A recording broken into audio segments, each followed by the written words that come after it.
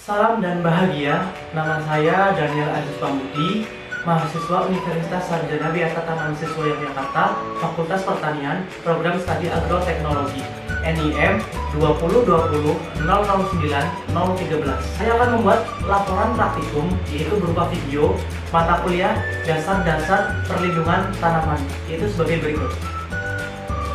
Ya, pada praktikum kali ini, yaitu terdapat 4 topik pembahasan. Yang pertama, yaitu membahas tentang morfologi umum hama. Yang kedua, yaitu membahas tentang tanda serangan hama. Yang ketiga, yaitu penyakit dan gejala atau tanda serangan pada tanaman. Video yang keempat, yaitu pengenalan gulma. Langsung saja kita simak di video yang pertama, yaitu tentang morfologi umum hama, yaitu sebagai berikut. Morfologi hama. Apa yang saya ambil untuk bahan praktikum pada video kali ini, belalang daun berwarna hijau. Belalang ini saya dapatkan di kebun praktikum jurusan pertanian Universitas Sarjana Wiatata Mahasiswa Yogyakarta. Untuk video penemuannya dapat dilihat pada video berikut ini. Ya, ini adalah contoh hama, yaitu berupa belalang yang terdapat di pohon pisang. Seperti inilah.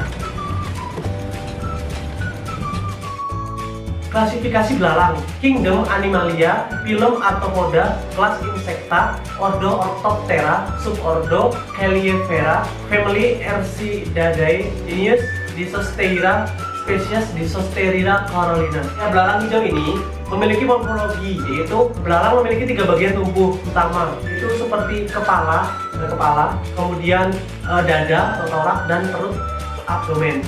Selain itu terdapat juga anggota tubuh lainnya seperti kaki yang bersendi berjumlah 6, sayap 2 pasang untuk terbang, dan sepasang antena sebagai alat sensor. Untuk kaki pada belalang memiliki 2 fungsi, yaitu beda seperti kaki pada bagian depan digunakan untuk berjalan, dan bagian kaki yang terlebih panjang digunakan untuk melompat. Untuk tipe mulut pada belalang ini yaitu adalah menggigit dan mengunyah. Belalang tidak memiliki telinga, tetapi bisa merasakan getaran di udara dengan alat bantu alat sensor yang disebut timpanum. Pada belalang, timpanum terletak di domain pertama. Kemudian alat pernapasan belalang berupa trakea. Untuk belalangnya dapat dilihat seperti ini. Untuk lebih jelasnya itu adalah pada video penemuannya. Kemudian kita lanjut pada tanda serangan pada belalang ini. Itu ada pada video kedua, adalah sebagai berikut. Ya, di video yang kedua ini kita membahas tentang tanda serangan pada hama. Untuk tanda serangannya, ini ada belalang yang saya ambil untuk bahan praktikum, itu sebagai hama. Kemudian ada daun pisang, dan setelah itu belalangnya saya masukkan ke dalam mika transparan. Daun pisangnya saya masukkan sebagai makan belalangnya. Nah, dalam beberapa hari ini saya lihat bahwasanya seperti inilah tanda serangan pada hama tersebut. Karena tipe mulut dadar belalang itu adalah menggigit dan mengunyah, jadi seperti ini. Kita lanjut di video yang ketiga, yaitu penyakit dan gejala atau tanda serangan penyakitnya pada tanaman, adalah sebagai berikut. Penyakit dan gejala atau tanda serangan pada tanaman. Penyakit tanaman adalah penyakit pada tanaman yang disebabkan oleh tumbuhan tinggi parasitis, gam-gam, jamur, bakteri, mikroplasma, dan virus. Penyakit pada tanaman bermacam-macam. Pada umumnya diantaranya yaitu layu bakteri, layu fusarium, embun jalaga, tumbro, hawar daun, busuk buah, antraknosa, bulai, karat daun, dan CPVD. Gejala dan tanda penyakit. Umumnya tumbuhan sakit menunjukkan gejala yang khusus. Gejala simptom adalah perubahan-perubahan yang ditunjukkan oleh tumbuhan sebagai akibat adanya penyakit. Seringkali penyakit tertentu tidak hanya menyebabkan timbulnya satu gejala, tetapi juga menimbulkan sindroma. Selain itu, beberapa penyakit berbeda menunjukkan gejala yang sama, sehingga dengan memperhatikan gejala saja sulit untuk mendiagnosis dengan pasti. Maka, selain memperhatikan gejala, kita harus memperhatikan tanda, yaitu signifikan dari penyakit tersebut. Tanda adalah suatu pengenal dari penyakit selain reaksi tumbuhan inang, yaitu gejala, misalnya bentuk tubuh buah parasit, miselium, warna spora, bledeok, lendir, dan sebagainya. Ya, berdasarkan sifatnya ada dua tipe gejala. Yang pertama yaitu gejala lokal, yaitu gejala yang dicirikan oleh perubahan struktur yang jelas dan terbatas sehingga dalam bentuk bercak atau kanker gejala terbatas pada bagian-bagian tertentu dari tanaman, yaitu pada daun, buah, dan akar. Sedangkan gejala yang kedua yaitu gejala sistemik, yaitu kondisi serangan penyakit yang lebih luas, biasanya tidak jelas batas-batasnya. Contohnya adalah serangan oleh virus mosaik, belang, maupun layu. Gejalanya terdapat di seluruh tubuh tanaman, yaitu layu atau kerdil. Kemudian berdasarkan bentuknya, gejala penyakit tumbuhan dibagi menjadi tiga. Yang pertama yaitu gejala morfologi, gejala luar yang dapat dilihat dan dapat diketahui melalui bau, diketahui melalui rasa dan raba, dapat ditunjukkan oleh seluruh tumbuhan atau setiap organ dari tumbuhan tersebut. Kemudian gejala histologi, gejala histologi yang hanya gejala yang dapat diketahui lewat pemeriksaan mikroskopis dari jaringan, itu sakit jaringan atau jaringan yang sakit. Gejala yang ketiga itu gejala histologis, dapat dibedakan menjadi tiga tipe, yaitu gejala nekrosis, hipoplasia, dan hiperplasia. Untuk tandanya, dalam diagnosis seringkali terdapat tanda-tanda, yaitu penampakan makroskopis patogen atau bagian-bagiannya memegang peranan penting, itu bahkan lebih penting dari gejala. Tanda-tanda umumnya terbatas pada penyakit yang disebabkan oleh jamur dan bakteri. Jamur-jamur parasit tertentu akan membentuk struktur-struktur di luar badan tumbuhan, khususnya yang menghasilkan spora, karena dengan demikian spora akan lebih mudah tersebar. Tanda-tanda yang sering muncul adalah dalam bentuk miselium, karat, tepung jamur hitam, kemudian smooth atau gosong bengkak, cacar putih, bercak tumbuh buah, sklerotium, dan lendir bakteri. Contoh penyakit tanaman yang saya ambil pada praktikum kali ini yaitu adalah layu fusarium. Layu fusarium pada tanaman pisang. Pohon pisang yang berada di kebun praktikum jurusan pertanian Universitas Sarjana Wiyata Taman Siswa Yogyakarta, dan dapat dilihat pada video berikut ini. Ya, ini adalah contoh penyakit pada tanaman yaitu layu fusarium yang terjadi pada pohon pisang. Dan ini adalah contoh tanaman atau pohon pisang yang mengalami penyakit layu fusarium. Seperti inilah. Sedangkan layu fusarium itu sendiri yaitu adalah penyakit yang disebabkan oleh infeksi jamur patogen Fusarium oxysporum dengan tanaman inang, yaitu tanaman cabai, tomat, dan tanaman atau pohon pisang. Bagian tanaman yang diserang yaitu adalah pada bagian daun seperti ini ya, kemudian batang, tangkai daun, dan bagian dalam batang semu dan buah.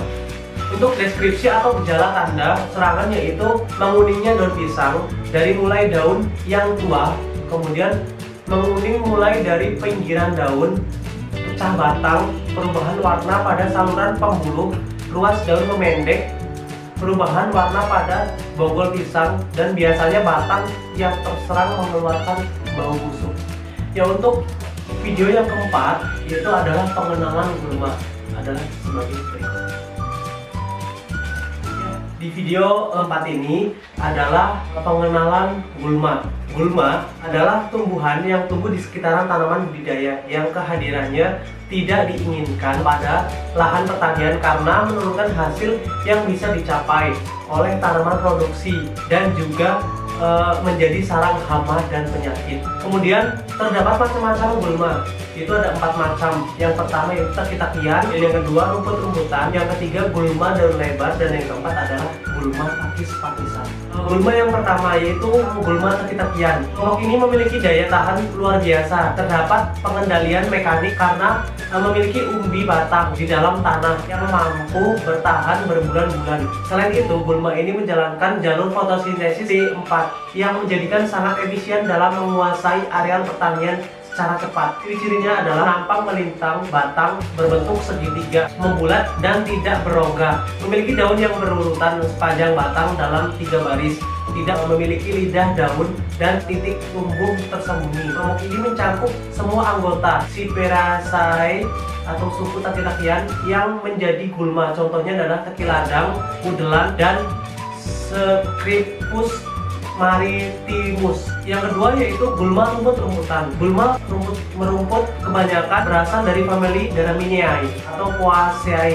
Itu ukuran gulma. Golongan rumput-rumputan ini bervariasi. Ada yang tegak, menjalar, hidup semusim atau tahunan. Batangnya disebut culms. Terbagi menjadi ruas dengan buku-buku yang terdapat antara ruas. Batang tumbuh bergantian pada 2 buku. Pada setiap antar ruas, daun terdiri dari 2 bagian, yaitu pelepah daun dan helaian daun. Contohnya gulma rumputan yaitu adalah Panicus tripens, Eleusine indica, kemudian Axolotl compressus, dan masih banyak lagi. Kemudian yang ketiga adalah gulma daun lebar. Berbagai macam gulma dari golongan Isoteledonae termasuk dalam kelompok ini. Gulma ini biasanya tumbuh pada akhir masa budidaya. Kompetisi terhadap tanaman utama berupa kompetisi cahaya, kemudian daun dibentuk pada meristem pucuk dan sangat sensitif terhadap kemikalia. Terdapat stomata pada daun, terutama pada permukaan bawah, terlebih banyak dijumpai. Terdapat tunas-tunas pada nodusa, kemudian serta titik tumbuh terletak di cabang. Contohnya adalah gulma cemplukan atau Physalis albulata, kemudian pedusan dan sembung rambut. Yang keempat, gulma pakis-pakisan.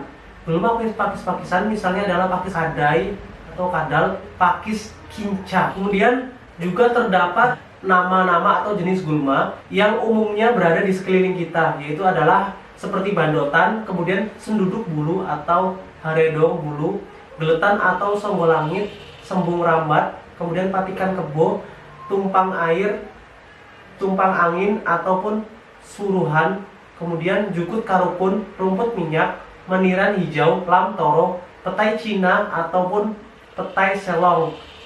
Yang terakhir adalah teki ladang atau rumput teki.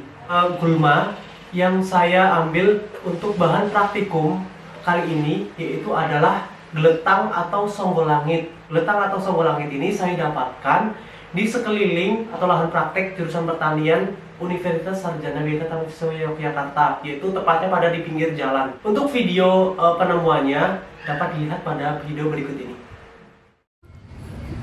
Ya, ini adalah contoh gulma, yaitu rumput liar yang biasanya tumbuh di pinggir jalan ataupun di lapangan-lapangan. Yaitu adalah sebagai berikut.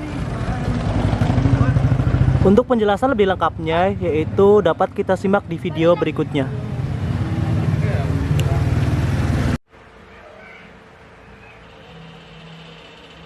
Ya, geletang atau songgolangit itu bernama ilmiah Tridacus prosumbens. Dengan jenis gulma yaitu tanaman gulma yang bisa menjadi sebagai obat. Kemudian habitat dan morfologi. Geletang atau songgolangit ini muncul di sepanjang daerah tropis atau subtropis di dunia dan sering ditemukan dalam panen tahunan. Tepi jalan, kemudian di padang rumput, tanah yang dibajak dan lahan pembuangan, dan kadang-kadang pada tanaman hias. Herba menahun dengan akar tombak yang menjalar. Pada pangkalnya batang tegak serong ke atas, yaitu 0,2 sampai dengan 0,8 meter. Bercabang, bulat, sering keunguan, berambut panjang, daun opositus, bertangkai, helaian, lanceolatus, kemudian sampai ovatus. Tapi bergerigi, tergerigi, kasar, hingga bertekuk menyirip, dan permukaan berambut. Bunga letaknya